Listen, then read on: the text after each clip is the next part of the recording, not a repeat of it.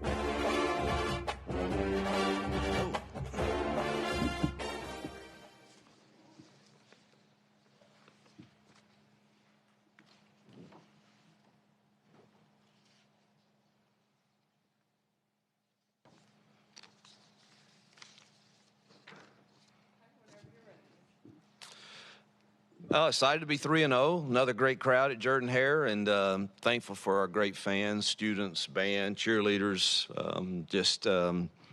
Continue to be amazed by the support that you receive here at this place, and excited about any time we get to play at home. And obviously, we've got to go on the road this week, but thrilled to be at 3-0. There was some good things, and then some things we've got to improve on for sure. We played a lot of kids, which was good, but a lot of young kids tend to make mistakes, and we had quite a few of those also. And we've got to continue to work on not turning the ball over, particularly in the red zone. And that was really out of our possessions. We had offensively, outside the 2 turnovers, we were pretty efficient offensively.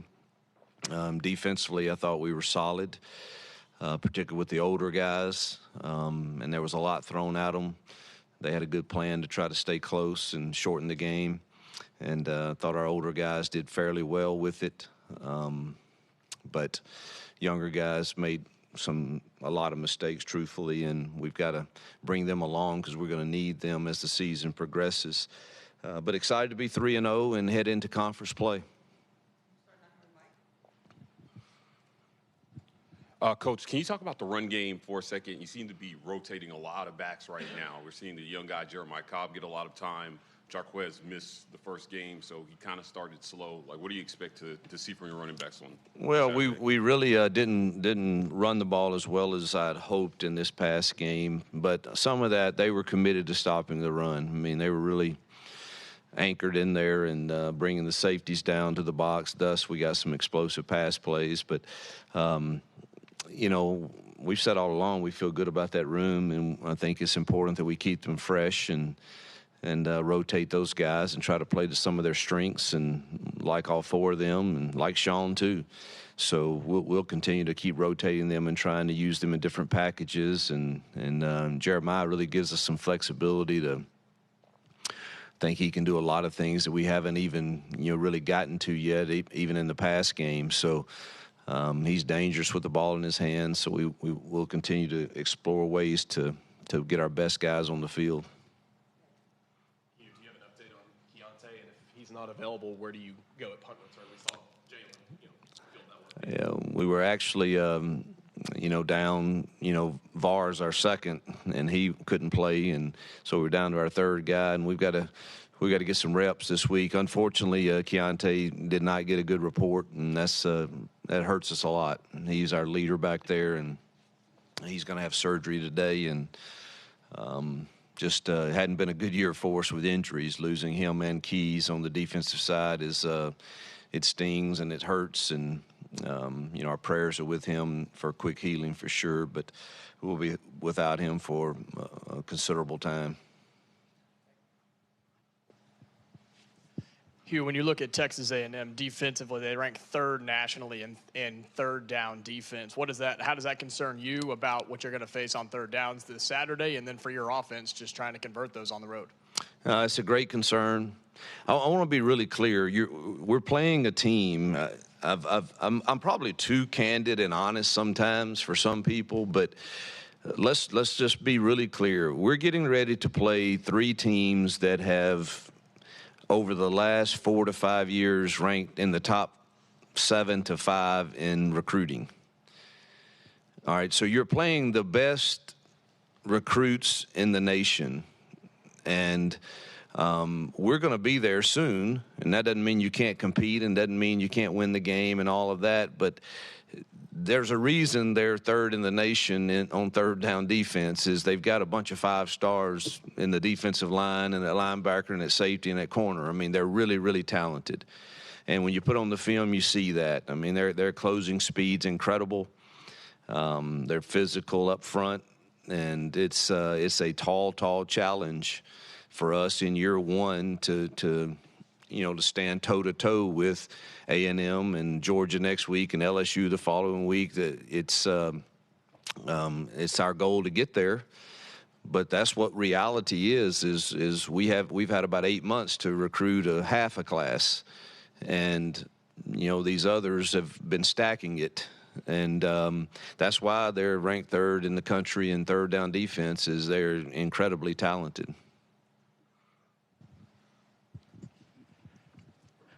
I know you addressed a little of the injuries, but you guys are pretty banged up. Is Donovan going to be ready? I know it's early in the week. You may not know the status of some of the guys. And then how do you handle practice this week with so many guys banged up? Yeah, that's a great challenge. We got to get some young guys ready, and they're going to get baptized into the SEC pretty good in front of A&M's crowd and the talent on that team. So, Keontae, we went through. He's, Xavion and Stutz didn't finish the game the other night, so don't really know where they stand right now. I think DK will be fine, but we need all these guys come Saturday. So hopefully we'll have a good week of rehab and they'll be ready to go. But it's concerning right now, the list that they give me this morning. We saw Jalen get back there and catch a punt and do pretty solid work. Is how much is he involved in this, and that veteran presence may be helpful back there, especially. Yeah, he's going to be really, really valuable for his presence in the back end right now. And then we'll start catching punts with a lot of different people today. Coy Moore has done it. Caleb Burton has done it. We'll get on the jugs twice this week and make sure we feel comfortable with who that is. And Jalen may be one of them too. You guys have forced multiple turnovers in each of your first 3 games. It's the first time Auburn's done that in 4 years. Just how important is that to have that kind of mentality in defense, especially with those really talented teams you've got coming up on the schedule? Yeah, I mean, that would be a blessing if we could continue that trend to get some turnovers in these games, particularly on the road, would be extremely helpful, particularly if we can take care of the ball. We've got to continue to work on that. But, man, turnovers would play a huge role if we could pick off a few of those in this game.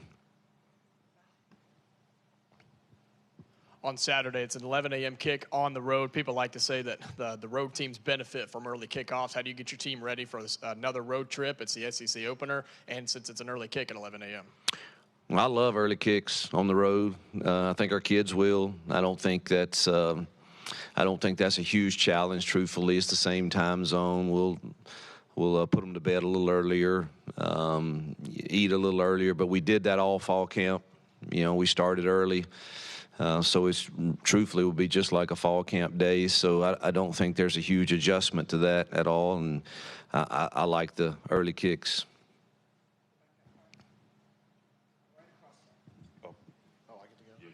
Thanks, Mike. Hey, Hugh, question about your first red zone possession in the last game. I think it was 1st and goal from the 1, and you started passing the ball. Were you kind of experimenting there, or walk me through that? Yeah, I was disappointed in that a little bit. So I don't mind the first one. Truthfully, I didn't like the second one. I think we've got to probably approach that differently, and I think I've made that clear. So sometimes you put it in your quarterback's hands, and he probably needs to know. But I think we should put it on us for that, and don't give him that option if we're not okay with him throwing it. Coach, you made a concerted effort to move the ball through the air on Saturday. Texas A&M had the best pass defense in the league last year. You talked about the talent that they have. What are you guys working on this week to continue to progress there? And you used a lot of wide receiver combinations on Saturday as well, too. Yeah, we're still learning who we are, truthfully, in the wide receiver room. So I think that will continue to be a rotation there. The biggest goal for this week against such a talented team and one that's really, really good on third down is you've got to keep yourself in third and manageable. You can't survive in the third and longs. You're not going to drop back and win a lot of routes against them. They're really talented. So we got to keep it in third and manageable, hopefully short, to where we can run or pass. Yes, you. Back to the nickel position. I know Caleb Wooden was able to play a lot against California, and then played a lot more against Stanford. What did you see from him? Solid, but he's got a lot to learn and help, because that star position's got to help get us lined up a lot. And they threw a lot at you, though. I'll say that, and stuff that we really hadn't seen. So that was a difficult challenge. Truthfully, we met this morning, and we're just toying with all the different combinations with our current injuries back there. On kind of what's best, and hopefully DK can play, and he'll move into the star position, and maybe move J.D. Rhyme there and play the younger corners. We're not really sure, and leave Caleb at the high safety, because we got to have two deep to function, and we're just trying to figure out what the best combination is there, and we're not real sure just yet what that looks like. But Caleb will be a part of it, either at the star or one of the safeties. Hugh, to people like me who don't always understand the intricacies of football, how often do y'all run RPOs? And can you just kind of describe how that works? Yeah, a lot the other night. I mean, shoot, I don't know how many completions Peyton had, but I bet 10 of them were on, maybe 12 were on runs, where it's really a box count issue. If you have 6 guys to block in the box for the run, and there's a 7th hat that's present, then the ball should be thrown. And that's about as simple as I can put it. And the other night we were pretty efficient at the RPOs. Robbie was also. I think Robbie was 2 for 2 on 2 RPOs. Hugh, we've seen and heard about Keldrick since the spring. Had a little setback coming in, but we start to see more and more of him, his productivity. Is he a guy that you feel like can be one of those playmakers up front as he continues to progress? I do. He had his best game Saturday, and he's starting to learn, and obviously they're just young. I like all these young guys. I think our young DBs are going to be good too, but they're still swimming a bit, learning everything that can get thrown at you in a game at this level. But he had his best game for sure, and we're going to need him moving forward to continue to improve. But he's got the ability to do that. You, on the subject of the defensive line, I know you guys talked a lot in the preseason about bringing pressure with 3 or 4 guys and kind of collapsing the pocket. Through 3 games, I know the competition level is about to get a lot higher, but what have you seen from them against an A&M offense that is averaging a bunch of pass attempts per game? Yeah, we haven't done really well rushing the passer with just the front. Some of that, Jalen McLeod's been hurt 2 of the 3 games, hadn't been able to perform, so he's probably our best pass rusher, and we've missed having him healthy for sure, and we've had to create it other ways. They present a great challenge. I mean, their quarterback's thrown for 900 yards and 8 TDs, and they got great receivers, one of the best I've seen in Stewart. He's really talented. And I think they're doing some really good things offensively. It would be a great challenge for us to try to keep them under, hopefully keeping them from having explosive plays, particularly ones that lead to points. Hugh, after going back and watching the film, how do you feel like the offensive line did, especially with the injuries and having to shuffle some guys around? Not our best game. I thought our pad level was high. Again, some of it, they really were committed to stopping the run. I mean, their backers were at 2 yards deep, and their safeties were down in a hurry. And but we could have played more physical. I do believe that. So it wasn't our best. It wasn't as good as the Cal game or the UMass game. I think Stutz kind of sets the tone, and losing him kind of, I don't know, he's kind of the leader in the bell cow of that group.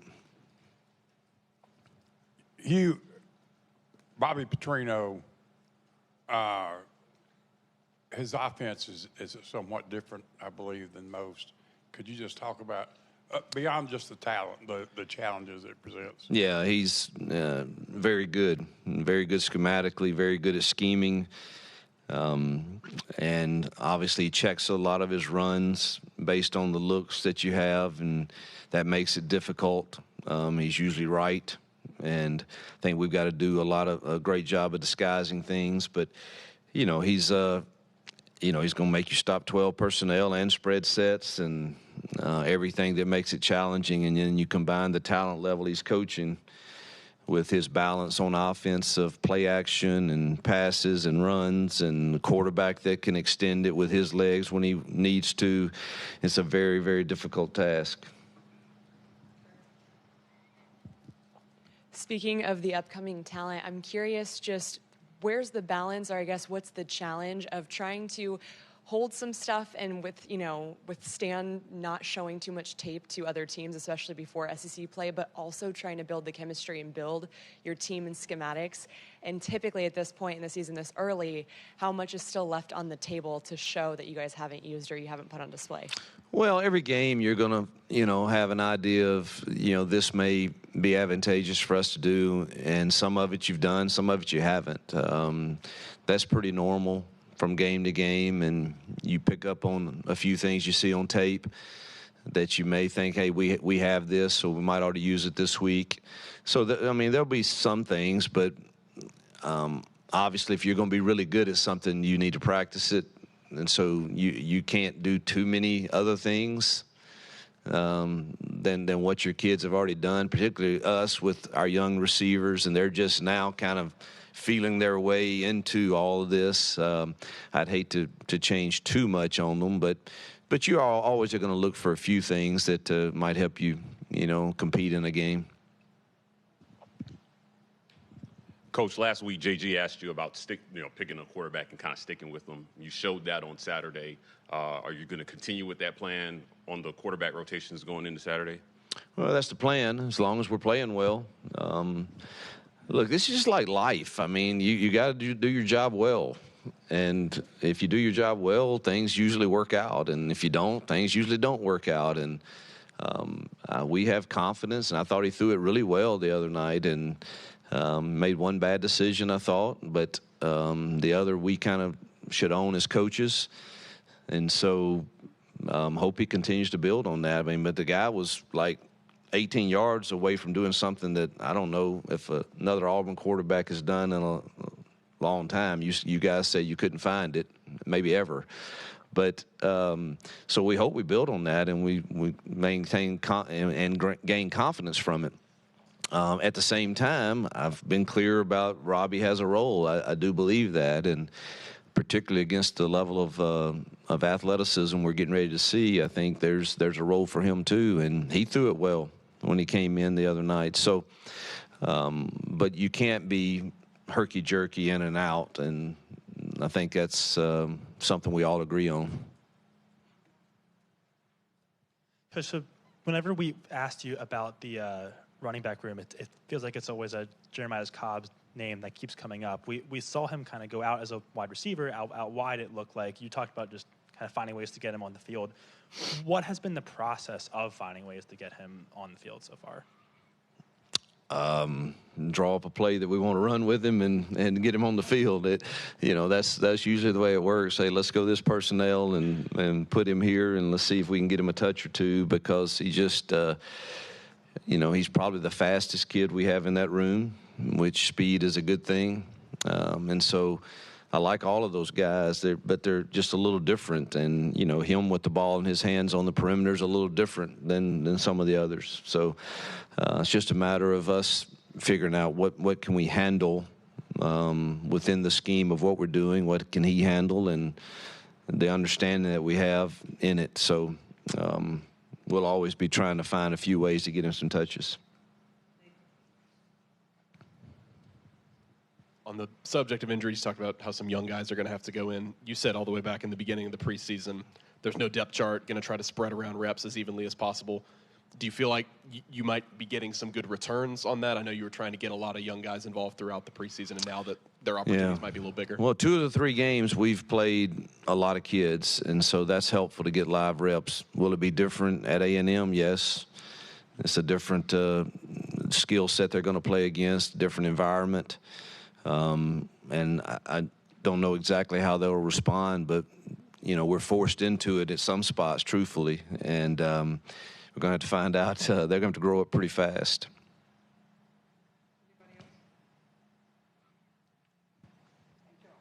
Thanks, guys.